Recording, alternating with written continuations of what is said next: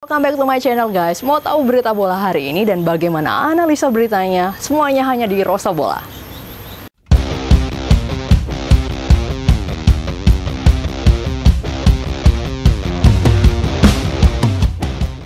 Welcome back to Rosa Bola channel dan selalu dengan berita-berita AC Milan yang berbeda dengan yang lain. Mau tahu berita bola hari ini dan analisa beritanya? Semuanya hanya di Rosa Bola. Dan di video ini aku akan sedikit berbeda dari video-video sebelumnya yang rata-rata menampilkan profil pemain-pemain AC Milan terbaru. Nah, video ini adalah analisa tipis-tipis ala Rosa Bola. Bisa dikatakan semacam report atas penampilan Milan di musim ini sekaligus harapan atau tawaran ide tentang apa yang harus dilakukan Milan di tahun 2021 nanti. Walaupun beberapa media yang aku baca ya, itu bahwa Paolo Maldini dan Stefano Pioli hanya menargetkan Liga Champions. Tetapi aku yakin mereka sesungguhnya menginginkan Scudetto, ya enggak. Cuman mereka mungkin nggak mau membebani para pemain muda Milan dengan target tinggi di awal. Ya, pretty fair sih menurutku. Nah, di video ini akan mengulas 3 hal yang harus dilakukan Milan jika ingin menjadi Scudetto di 2021 nanti. Sekali lagi, ini hanya pendapatku ya guys, bisa salah dan bisa banget berbeda. Makanya jika kalian punya info lain, silahkan komen di kolom komentar ya guys. Lalu, apa saja 3 hal tersebut? Ini dia, beritanya hanya di Berita Rosa Bola.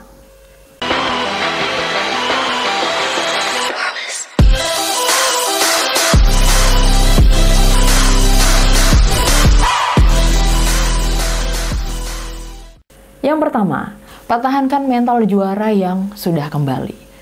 Jadi ketika Milan mengawali start sempurna dengan rekor 4 kali menang beruntun di awal musim, ya banyak pihak yang masih meragukan penampilan Milan. Masih di awal-awal juga. Lawannya juga nggak ada yang kuat atau itu hanya kebetulan saja. Namun mereka lupa kalau Milan sudah bisa mengalahkan Inter 2-1 dan di 2 dari 4 pertandingan awal, Lord Ibra sudah tidak pernah bermain. Nah, ketika kalah 0-3 dari Lille, banyak pihak pun beranggapan bahwa periode negatif Milan akan segera dimulai lagi. Di pertandingan selanjutnya ketika tertinggal 0-2 atas Verona, tanda-tanda itu semakin nyata. Untunglah hasil akhirnya imbang 2-2 dan Milan terhindar dari kekalahan. Memang sih dari segi hasil kurang memuaskan, tapi dari segi proses ini cukup heroik ya guys. Saat itu penalti gagal, terus gol Calabria juga dianulir, beberapa peluang hanya membentur tiang. Tapi sundulan Ibra di injury time benar-benar menyelamatkan Milan, bukan? Nah, aku yakin mental juara mulai terbentuk saat pertandingan melawan Verona. Apalagi Milan langsung mengganas dan menggasak tim kuat Napoli 3-1 di kandangnya. Kemudian AC Milan juga selamat dari kekalahan saat bermain imbang 2-2 dengan Parma dan Genoa. Walau di atas kertas seharusnya Milan bisa menang, tapi aku melihat semangat pantang menyerah dan menolak kalah. Ini patut diapresiasi ya guys. Apalagi di 2 pertandingan ini, Simon Kjaer dan Zlatan Ibrahimovic itu tidak bermain. Puncaknya ketika Milan menang dramatis 3-2 atas Lazio. Bukti kembalinya mental juara Milan semakin terlihat.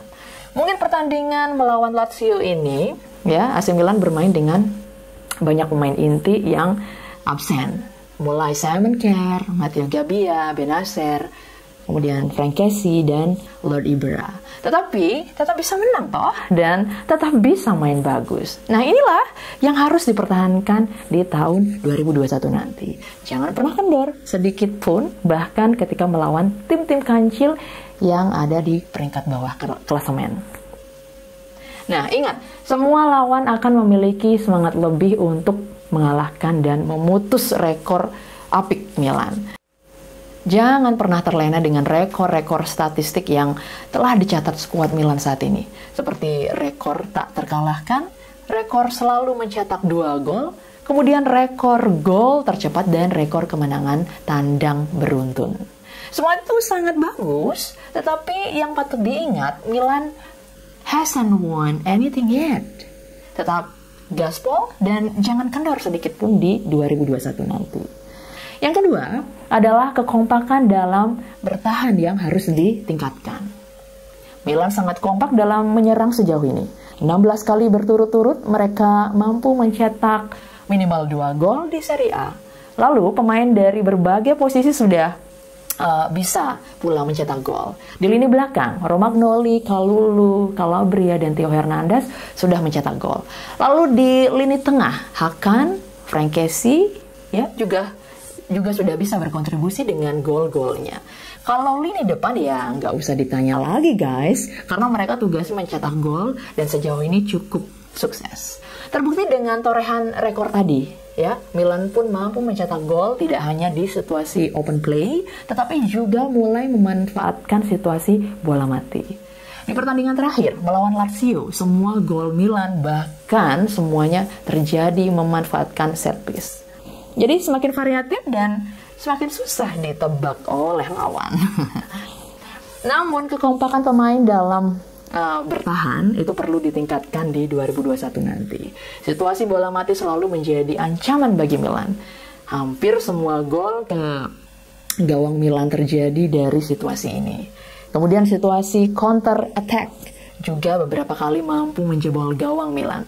Hal yang sangat terlihat ketika Milan kalah 0-3 dari Lille dan seri 2-2 dengan Parma.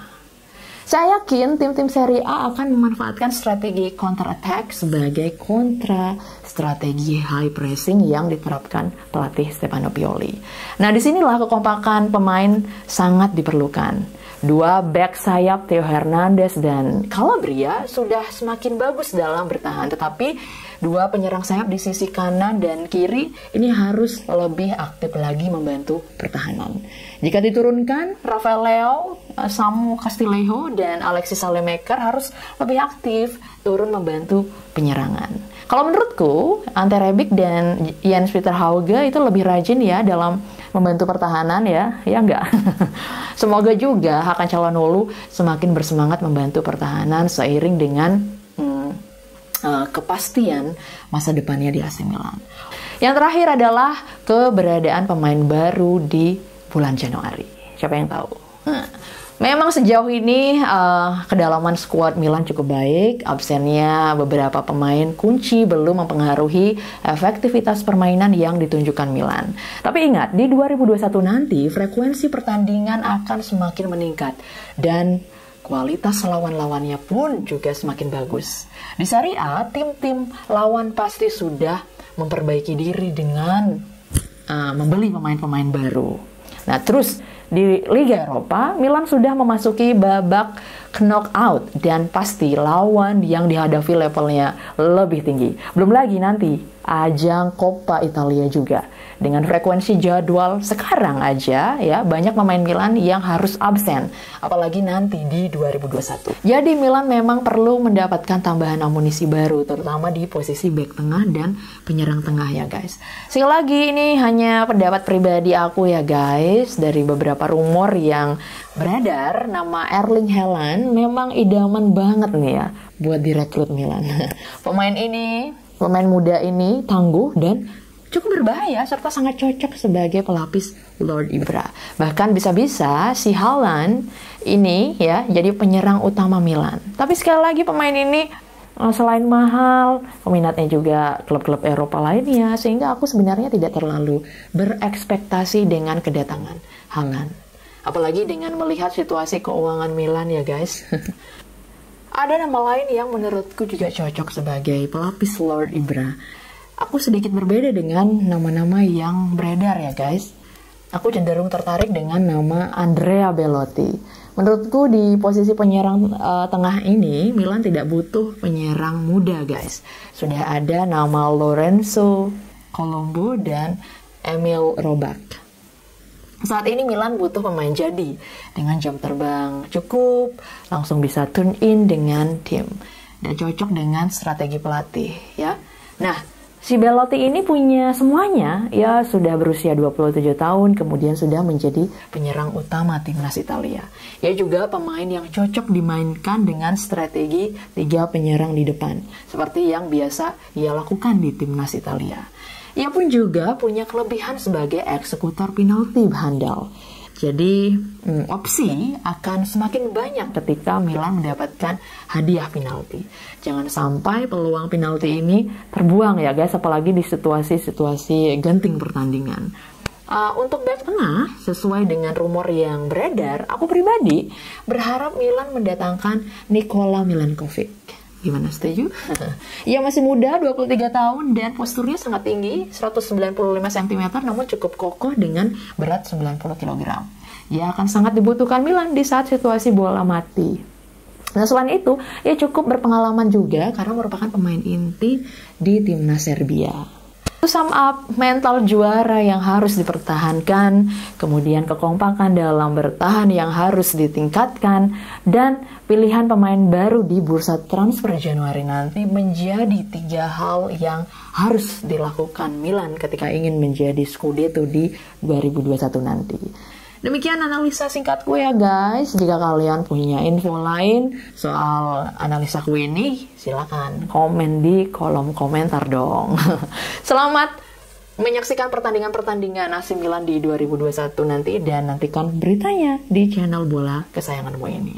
Jangan lupa follow Instagramku di rosabola81 dan dapatkan info-info seputar AC Milan lainnya dan juga sedikit bocoran tentang konten Rosa Bola selanjutnya. Sekali lagi, tetap patuhi protokol kesehatan dan selamat berlibur. Stay safe and well everyone. Bye.